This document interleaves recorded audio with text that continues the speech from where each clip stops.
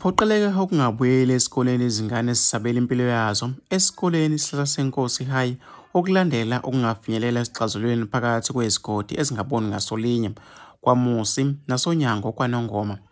Ilanga lihambe kulesi sikole sibeke sematheni ngonyaka odlule kulandela ukubulawa komfundi okugcine ekholele ekutheni iqubuka impi yesigodi. Lokhu kugcine ekholele ekutheni abafundi abebenza umatikuletsheni nyakenye bathutheleke kwenye indawo abagcine befundela kuyona ngenxa yokwesabela ukuphepha kwabo. Izivivinyo zokuphela konyaka kulesi sikole ziphele sesiqashwe ngamaphoyisa.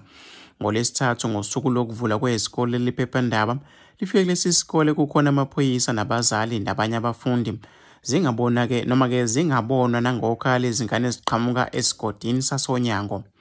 Uthishanhloko walesi sikole uMnumzane Phumuza Khumalo utshele iphephandaba ukuthi kusukela bevulile bengothisha iningi labazali basoNyango bacela izincwadi zokukhululwa kwezingane zabo kulesi sikole.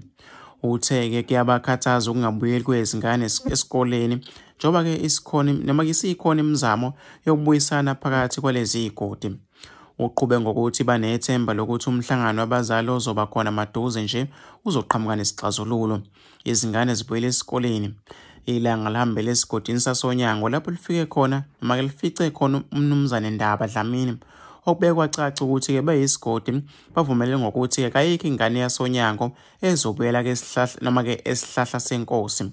Unxusa uMnyango wezemfundo ukuba ungenelele ngokuthi ubeke nezindlela zokutholela izingane esinye isikole ngoba kasiphephile.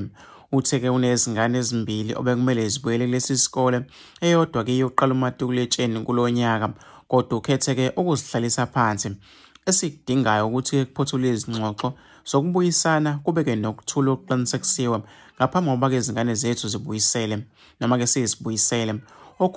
kubuhlungu ukuthi-ke lesi simo siphazamise nezingane emqondweni okuzomele-ke zihluzwe-ke umqondo ukuze zikwazi ukubuyela kulesi sikole esho.